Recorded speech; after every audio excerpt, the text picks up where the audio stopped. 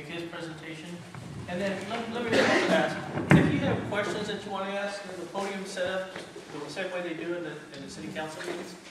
If you would, just come over here. Just tell us who you are. I don't care about the address and stuff. Just tell us who you are and ask the questions so everybody can hear. And then we'll just take the questions as they come. Well, good evening. I kind of feel like I'm off the hook here since everybody raised their hand on the Ostrom Road landfill. Is there anybody here for economic development? One person back here I'm going to talk to.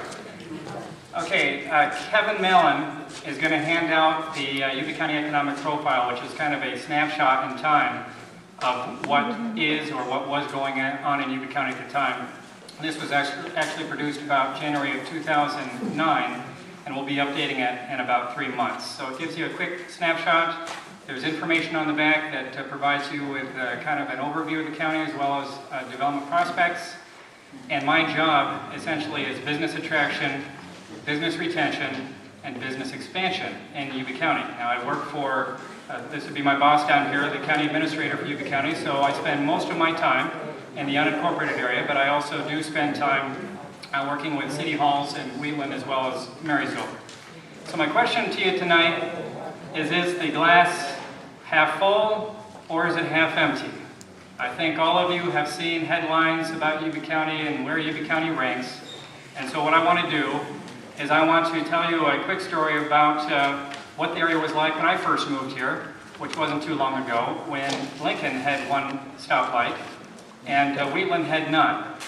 Now Wheatland has more than two, and I can see a time when the economy turns around that Wheatland is going to be an exciting, happening place with positive growth trends associated with it.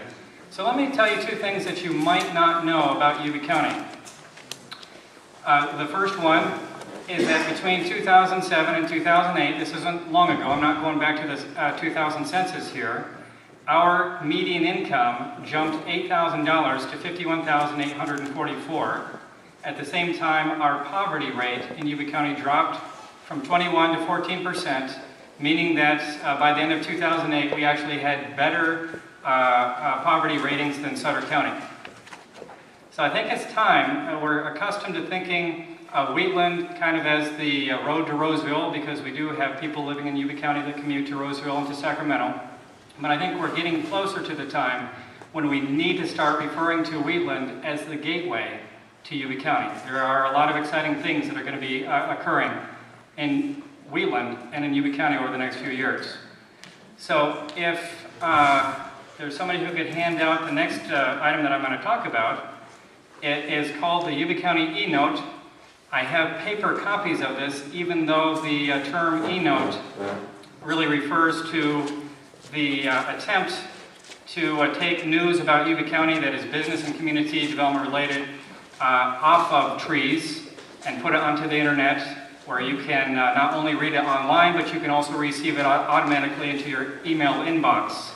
So on the back of this e-note, and by the way, we featured Bishop's Pumpkin Farm, which is a gem of agritourism in Yuba County, on the front page. On the back, there are instructions on where to go to find archived copies of the Yuba County e-note, as well as learn how to receive it automatically to your email inbox. We can electronically send it to you each quarter when a new e-note is published.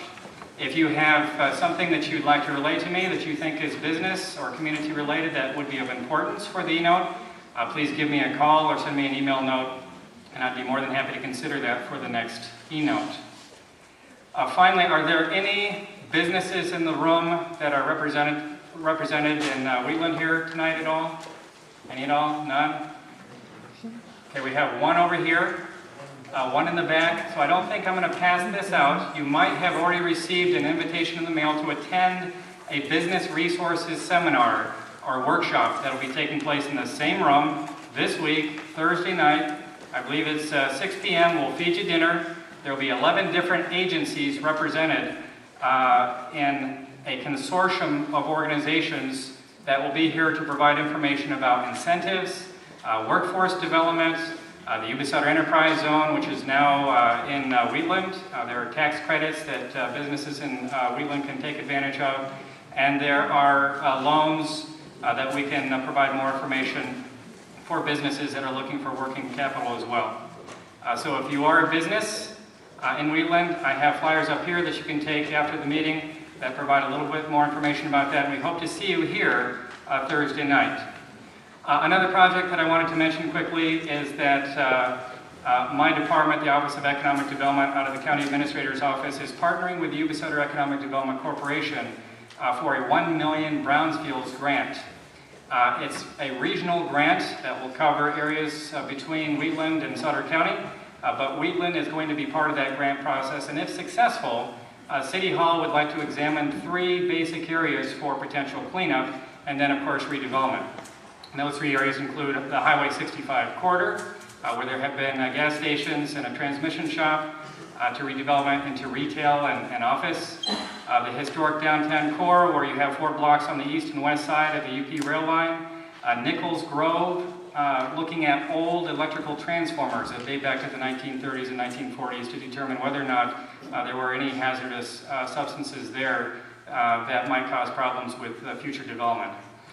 So that money will potentially take a look at environmental phase 1s, and then potentially we would look at future grants to clean up areas that needed to be addressed so that it would be easier for developers to come in and provide high-quality projects in Wheatland.